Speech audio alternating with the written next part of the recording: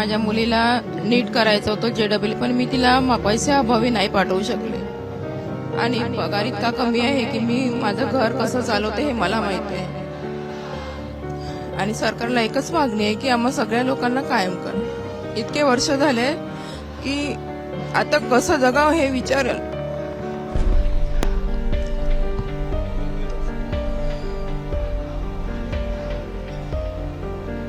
बोलताना त्यांचा कंठ पण दाटून आला. मी त्यांना डोळ्यात पाणी आलं त्यांचं. पगारवाढ सुद्धा झालेली नाही 8 वर्षापासून. कोरोना काळाच्या पासून महागाई पण खूप वाढलेली आहे आणि त्याच्यानुसार आम्हाला पेमेंट सुद्धा वाढून दिलेलं नाही 8 वर्षापासून. या पण लाडक्या बहिणी आहेत ना सरकारच्या, की ह्या ज्या कष्ट करतात सकाळी उठल्यापासून ते रात्री झोपेपर्यंत, स्वतःचं घर सांभाळतात, स्वतःचं पूर्ण फॅमिली सांभाळतात, काम सांभाळतात. सरकारकडे फुकटचे पैसे नाहीत मागत, कष्ट करून पगार मागतायत. 33,000मध्ये काय होतंय? एवढंच आमच्या मुलांचे शिक्षण आहे, लग्न कार्य करण्यात आम्हाला आम्ही कसं करावं? नमस्कार, मी अभिजित करंडे, मुंबई तक मध्ये आपल्या सर्वांचं स्वागत आहे. बघा, मी आता आझाद मैदानावरती आहे. मी मगाशीच म्हटल्याप्रमाणे जितके प्रश्न या आझाद मैदानाला माहिती असतील तितके सरकारला सुद्धा माहित नसतील, कारण सगळे शोषित, वंचित आणि ज्यांचे काही मागण्या आहेत ते लोक मागण्या घेऊन या आझाद मैदानावरती येतात. या मैदानावरती सकाळी 9 ते 6 बसतात आणि 6 वाजता हे मैदान खाली करावं लागतं. आता हा जो मंडप आहे, या मंडपामध्ये समग्र शिक्षा संघर्ष समिती जी आहे त्या महाराष्ट्र राज्यातल्या कर्मचाऱ्यांचं आंदोलन चालू आहे. किती दिवस झाले? 16 दिवस झाले. 9 मार्च पासून ही सगळी मंडळी इथे आहेत. उद्या अधिवेशन संपणार आहे. ह्या मंडळींना परत जावं लागेल. पण त्यांच्या मागणीचं काही झालंय का? तर झालेलं नाहीये. एकतर बऱ्याच लोकांना इथे जी लोक आंदोलन करतात त्यांचे प्रश्नच माहीत नसतात महाराष्ट्रातल्या लोकांना. त्यामुळे आपण समजून घ्यायचा प्रयत्न करणार आहोत की ही मंडळी नेमकी काय आहेत आणि काय काम करतात. समग्र शिक्षा अभियान काय आहे नेमकं? हे समग्र शिक्षा योजना 2001 पासून केंद्र शासनाने प्रत्येक राज्यामध्ये चालू केली. काय करतात पण तुम्ही सगळे लोक? आम्ही या ठिकाणी शिक्षण विभागामध्ये विविध पदावर जवळजवळ 13 केडरचे लोक तालुका ऑफिसला, शिक्षण विभाग, गट शिक्षण कार्यालय, तालुका विभाग लेवलला आणि जिल्हा लेवल विभागला वेगवेगळ्या पदावर, मग ते इंजिनियर असतील, डाटा एंट्री ऑपरेटर असतील, MIS असतील, MIS कोऑर्डिनेटर असतील, वरिष्ठ लेखालिपिक असतील, सहाय्यक लेखालिपिक असतील, अशा वेगवेगळ्या प्रकारचे KGBV असेल, अशा वेगवेगळ्या प्रकारचे लोक जवळजवळ 20 वर्षापासून या योजनेमध्ये काम करत आहोत. हे योजनेमध्ये घेत असताना कायम लोकांना ज्या पद्धतीनं कायम नोकरी देताना ज्या रूल्स आणि रेग्युलेशन्स वापरले जातात त्या पद्धतीनं सगळे लेखी परीक्षा, तोंडी परीक्षा, बिंदू नामावली, सगळ्या गोष्टी त्या ठिकाणी पद्धतीनं अशा निवड करण्यात आली. आणि गोष्ट सांगा, तुम्ही किती साली नोकरीला लागला? मी 2007 साली लागलो. 2007 साली तुम्हाला किती मानधन होतं? त्यावेळेस मला सुरुवातीला 10,000 झालं, पुन्हा 10चं 4 झालं आणि तिथून पुढे हळूहळू टप्प्याटप्प्याने वाढत गेलं. आता सध्या आम्हाला 33,000 पगार आहे. मला एक गोष्ट सांगा की तुमचं वय किती आहे? आता माझं 52. म्हणजे आता 6 वर्षांनी तुम्ही रिटायर होणार. मग तुम्हाला काय पेन्शन, ग्रॅज्युएटी फंड, मेडिकल वगैरे काही त्याचे लाभ देतं सरकार? मानधनाव्यतिरिक्त शासनाचा एकही पैसा आम्हाला मिळत नाही. मानधनाव्यतिरिक्त एकही पैसा कोणत्याही योजनांमध्ये आम्ही नाही आहोत. मग ते PF असेल, ग्रॅज्युएटी असेल किंवा इतर सेवा सुविधा, वैद्यकीय ज्या असतात त्या सुविधा एकही शासनाची मिळत नाही. बघा, हे का गरजेचं आहे तुम्हाला सांगतो. सामाजिक सुरक्षेमध्ये PF असेल, ग्रॅज्युएटी असेल किंवा मेडिकलची सुविधा असेल, हे फार महत्वाचं आहे. घरातला एखादा व्यक्ती जर आजारी पडला तर त्याच्या आजारपणामध्ये अख्खं घर खाली बसू शकतं. म्हणजे साध्या गोष्टी आहेत की जी सामाजिक सुरक्षेमध्ये येते ती सुरक्षा सरकारनं द्यायला पाहिजे, पण या लोकांना मिळत नाही. बरं, हे लोक अजून काय करतात समग्र शिक्षा अभियानामध्ये? मगाशी त्यांना कदाचित ते सांगायचं विसरले, पण हे शिक्षकांना नवीन अभ्यासक्रम ज्यावेळेला येतो त्यावेळेला हे त्या शिक्षकांना तो अभ्यासक्रम शिकवतात, म्हणजे ट्रेन करतात. शिक्षकांना ट्रेन करणारे हे लोक आहेत. आणि हे असे राज्यामध्ये जवळपास 8,000 लोक होते, त्यातल्या 3,000 लोकांना कायम केलं ना, आता 6,000 राहिले ज्युनियर. तर आता अशा लोकांना सरकारनं कायम नोकरी द्यावी अशी त्यांची मागणी आहे. पण ही मागणी आज नाहीये, 20 वर्षांपासून आहे. आता या जोगदंड मॅडम आहेत माझ्यासोबत, जमदाडे मॅडम आहेत, या रिटायरमेंटला आल्यात. मॅडम, तुम्ही किती वर्ष नोकरी केली? 26 वर्ष. आणि कधी रिटायर होणार आता? 31 मार्च 2026 ला. म्हणजे जर आता उद्या परवापर्यंत निर्णय नाही झाला तर तुम्हाला काहीच फायदा नाही होणार. काहीच होणार नाही. आणि सर मी अनमॅरिड असल्यामुळे आणि आईची जबाबदारी माझ्यावर असल्यामुळे मला भविष्यात पेन्शन काहीतरी सुविधा असली तरच, कारण वयोमानानुसार दवाखाना आला सगळं आलं, उदरनिर्वाहाचं साधनच राहणार नाही. आणि तेव्हा मला काम करण्याची एक सहनशीलता असते ती पण राहणार नाही. तर शासनाने एवढ्या 1-2 दिवसात GR जर काढला तर त्याचा लाभ मला काहीतरी भविष्यात होऊ शकतो. एवढंच मला शासनाला विनवणी करायची, काहीतरी करावं शासनाने 1-2 दिवसात. केवढी मोठी शोकांतिका आहे की आयुष्य गेलं नोकरी करत, एका आईची जबाबदारी आहे, सिंगल आहेत आणि आता उद्या ज्यावेळेला नोकरी नसेल त्यावेळेला घर खर्च कसा चालवायचा, सेव्हिंग किती केली का अशी करून? काहीच नाही. 3,000 पगार होता मला सुरुवातीला. 2001 ते 2006 पर्यंत 3,000वर केलं. त्याच्यानंतर 4,000 झाला, 4,500 झाला, त्याच्यानंतर 6,000 झाला, त्याच्यानंतर 8,000 झाला आणि मग 2011-12ला 10,000 झाला. आम्हाला 5व्या वेतन आयोगानुसारच वेतन मिळतं. अजून आम्हाला 6वा-7वा कोणताच वेतन लागू केलेलं नाही. असं आहे की ही सगळी मंडळी शिक्षकांना ट्रेन करतात. एका पद्धतीने शिक्षकांचे शिक्षक आहेत, पण त्यांच्या अधिकारासाठी, म्हणजे शिक्षक काय शिकवतो तर तुमच्या अधिकारासाठी उभे राहा, लढा. आता यांच्यासाठी कोण लढणार हा खरा प्रश्न आहे. तिथे शिक्षक आमदार आहेत विधानसभेमध्ये. मला आठवत नाही की 16 दिवसामध्ये असा कुठला प्रश्न त्यांनी तिथे मांडलेला आहे. त्यांना म्हणजे काय सभागृह वेगवेगळ्या विषयावरून बंद पाडण्यामध्ये इंटरेस्ट आहे.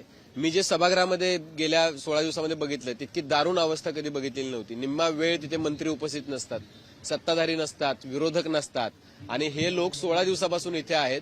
कुणालाही असं वाटलं नाही, या राज्यातल्या कुठल्याही जबाबदार नेत्याला, मंत्र्याला, आमदाराला, खासदाराला कुणालाही वाटलं नाही की इथे येऊन ऍटलिस्ट हा प्रश्न काय आहे तो समजून तरी घेऊयात आपण. प्रश्न एका माणसाचा आहे का 1,000 माणसांचा आहे का 7,000 माणसांचा हा प्रश्न आहे, पण त्यांना वाटलं नाही, त्यांच्याकडे ती संवेदनशीलता नाहीये.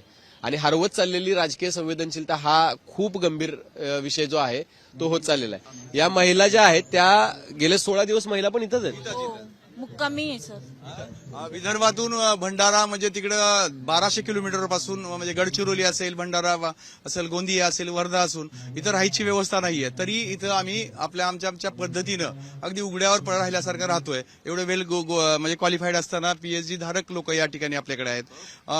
MSc झालेले लोक आहेत. काही आता हे आमचे केरबा कांबळे सर आहेत ते PhD झालेले आहेत. केरबा कांबळे या ना या कांबळे साहेब सर या. सर मग किती पगार मिळतो तुम्हाला? कुठे शिकवता तुम्ही? सर मी मुखेड तालुक्यामध्ये, नांदेड जिल्ह्यात मुखेड तालुका. विषयात PhD तुमची? मी जॉग्राफीमध्ये MA, MEd, CET, NET, PhD आणि आता लॉ चालू आहे माझं.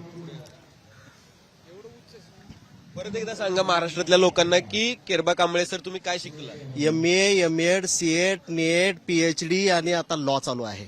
आणि PhD काय विषय होता तुमचा? PhDचा जॉग्राफी आहे. भौगोलिक विषयामध्ये लातूर जिल्ह्यातील फेअर सेंटरचं अभ्यास, भौगोलिक अभ्यास, यात्रा केंद्राचा भौगोलिक अभ्यास. आणि तुम्ही किती वर्ष झालं काम करताय? मी जवळजवळ 18-19 वर्ष झालं सेवेमध्ये, 2006 पासून आहे. किती पैसे मिळतात? सर फक्त 33,000 रुपये मिळतात. मानधन मिळतं, तेही मानधन मिळतं. पण सन्माननीय महोदय मुख्यमंत्री, मला ते जाऊ दे, मला गोष्ट सांगा तुमची. तुमचं घर कसं चालवतं मग तुम्ही 33,000? सर या 33,000 या पगारातच भागवतो सर. सगळ्या काही गोष्टी, बिमार पडलं, शिक्षण लेकरांचं, आता लेकरं लग्नाला आली, मुलीची एंगेजमेंट आहे.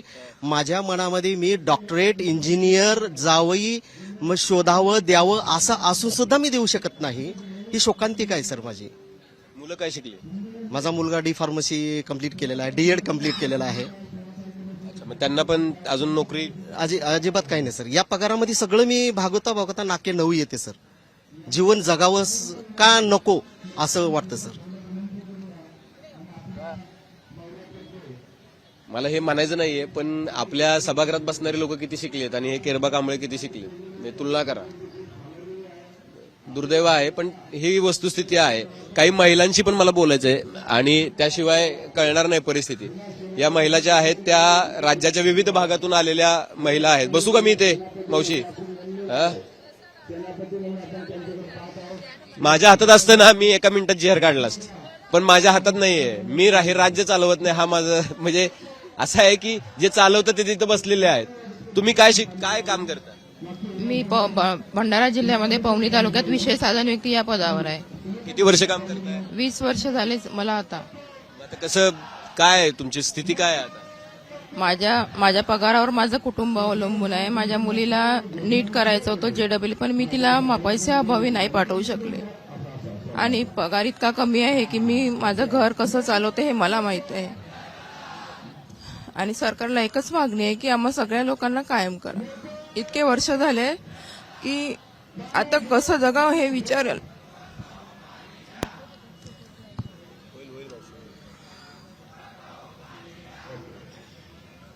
त्यांना बोलताना त्यांचा कंठ पण दाटून आला. मी त्यांना डोळ्यात पाणी आलं त्यांचं.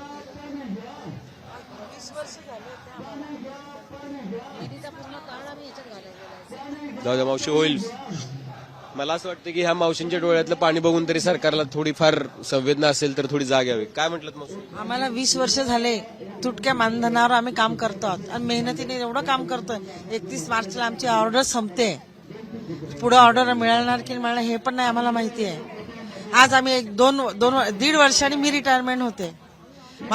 हा म्हणजे पुष्कळ जण 1-2 वर्षामध्ये रिटायरमेंट होणार आहेत, तरी पण आमच्याकडे काहीच शासनाचं लक्ष नाहीये. मी काय म्हणलं, कोणाला पगार नाही मिळाला? 8 वर्षापासून पेमेंट पण वाढवलेलं नाहीये. पगारवाढ सुद्धा झालेली नाही 8 वर्षापासून. कोरोना काळाच्या पासून महागाई पण खूप वाढलेली आहे आणि त्याच्यानुसार आम्हाला पेमेंट सुद्धा वाढून दिलेलं नाही 8 वर्षापासून.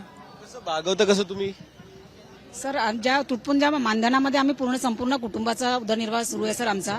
आणि मागील 8-10 वर्षापासून आम्हाला 1 रुपया सुद्धा वाढ झालेली नाही आहे. आणि वाढत्या महागाईत आम्ही आमचा उदरनिर्वाह कसा करावा हा खूप मोठा प्रश्न आहे सर. आणि यासाठीच आम्ही कायम होण्यासाठीच म्हणून आम्ही आझाद मैदानावर गेल्या 16 दिवसापासून इथे बसलेलो आहोत, ठाण मांडून बसलेलो आहोत. आणि जोपर्यंत आमचा कायमचा प्रश्न मिटणार नाही आम्ही इथून हटणार नाही आहोत.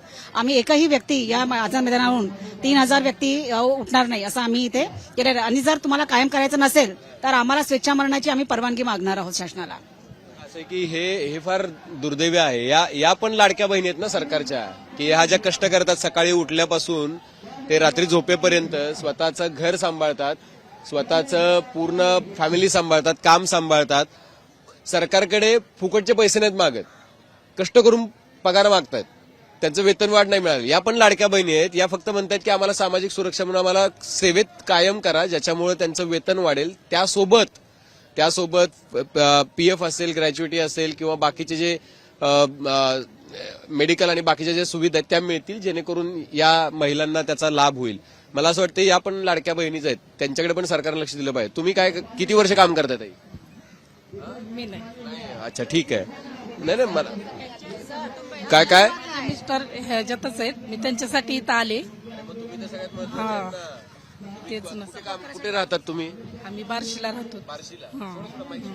मग तुम्ही कसं चालवतात? त्यांना किती बांधन मिळतं? काय 33,000मध्ये आमचं घर काय भागत नाही, त्यामुळे आमच्या सगळ्या कुटुंबांना त्रास सहन करावा लागतोय. काय शिकतात मुलं? काय नाही, मी घरीच हाऊसवाईफ आहे. मुलं 2 मुलं आहेत. नाही ना. सरकार मायबापाला माझी एवढीच विनंती की आमच्या सर्व कर्मचाऱ्यांना शासन सेवेत कायम करावा. खूप अडचणी येतात. मुलांचं शिक्षण आहे, दवाखाना आहे, घर खर्च आहे, काय असंच काढावं लागतं व्याजानं बाहेरनं. हे हो, एवढं 30-35 हजारामध्ये काय भागणार आमचं सांग. तुम्ही पण 16 दिवस इथे? हो. कसं राहता इथे 16 दिवस? सगळे लोक इथं राहतात. कुठे काय करतात तुम्ही? 31 मार्चला आमची ऑर्डर संपते. 31 तारखेपर्यंत आमची ऑर्डर आहे. त्याच्यानंतर आम्हाला काहीच पत्र वगैरे काहीच नाही. समोर ऑर्डर देतात की नाही देतात, त्याच्यानंतर आमचं भविष्य सगळं अंधारातच आहे. आणि आम्ही समोरचं कसं करायचं, आमचं आयुष्य कसं काढायचं समोरचं. मला प्रश्न काय पडला, तुम्ही 16 दिवस इथे पाणी, राहणं, जेवण ह्याची काय सोय काय? काहीच नाही. आम्ही जसं आमचं असंच. आम्हाला काही सोय नाही सर. आम्ही जिथं राहायचं आम्ही तिथे राहत आहोत, आम्ही ऍडजस्ट करत आहोत. पण अजूनपर्यंत आमच्याकडे लक्ष सुद्धा दिलेलं नाही. आमच्याकडे अजून हुंकून पाहिलेलं नाही आहे सर. शासनामार्फत कोणीही प्रतिनिधी अजूनपर्यंत आलेला नाही. डोळ्यात पाणी आणून का होईल, काही ना काहीतरी होईल. सरकार, मला असं वाटतं की हे जर बघत असतील सरकारमधले लोक तर 33,000मध्ये काय होतंय? एवढंच आमच्या मुलांचे शिक्षण आहे, लग्न कार्य करणं आहेत आम्हाला. आम्ही कसं करावं? आम्हाला काहीच सुविधा नाहीत बाकीची. आम्हाला तितक्याच त्याच्यामध्ये आमचं घर सांभाळावं लागतं, आम्हाला शाळेवर फिरावं लागतं, त्याचा सुद्धा आम्हाला एक्स्ट्रा मिळत नाही. मला प्रवासाचे पैसे पण एक्स्ट्रा नाही. तेवढं एकत्रित मानधन मिळतं तेवढंच इथे आम्हाला पूर्ण भाग हा काय झालं काय झालं मला मी इथं माझ्या आईसाठी आलेले आहे. हे आई कुठे माझी आई तिथे बसलेली आहे आणि माझी आई इतकी म्हणजे प्रामाणिकपणे काम करते. माझी आईच नाही तर हे सगळेच प्रामाणिकपणे काम करतात आणि ह्या प्रामाणिकपणेचा त्यांना नीटनेटका पगार पाहिजे. आणि आमच्या शिक्षणासाठी तर हा तर पगार पुरेसाच नाहीये. माझी दिदी आता जेईची तयारी करते, तिला पण म्हणजे चांगली कोचिंग पाहिजे, मलाही चांगली कोचिंग पाहिजे. मी पण आता मोठ्यापणी काहीतरी करणार आहे, माझी पण इच्छा आहे की मला काहीतरी मोठ्यापणी करायचंय. आणि माझ्या आईला हे म्हणजे पगार जो आहे माझा पुरेसा नाहीये. माझे पप्पा पण खूप काम करतात, म्हणजे त्यांचा जारचा बिझनेस आहे, त्यांचे जार उचलून उचलून पूर्ण हात दुखतात. पप्पा म्हणतात की माझ्या मुलींसाठी मला काहीतरी करायचंय. पण शासनाला एकच विनंती आहे की प्लीज माझ्या आईला परमनंट करा.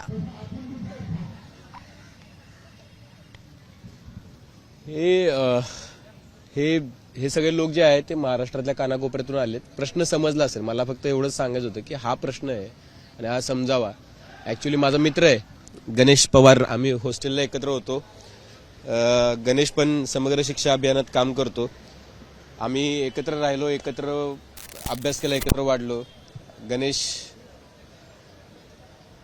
माझ्यासोबतच होता आणि अजूनही परमनंट नाही येतो. अजूनही त्याला कष्ट करावं लागतं, अजूनही नोकरी सांभाळून त्याला काम करावं लागतं. कसं बघतो गणेश? आहे ते पगारावर चाललंय राहत. घरची परिस्थिती खूप नाजूक आहे.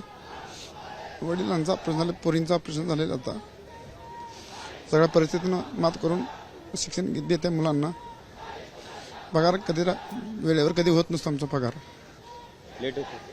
25-28 तारखेच्या दरम्यान पगार होत असतो आमचा.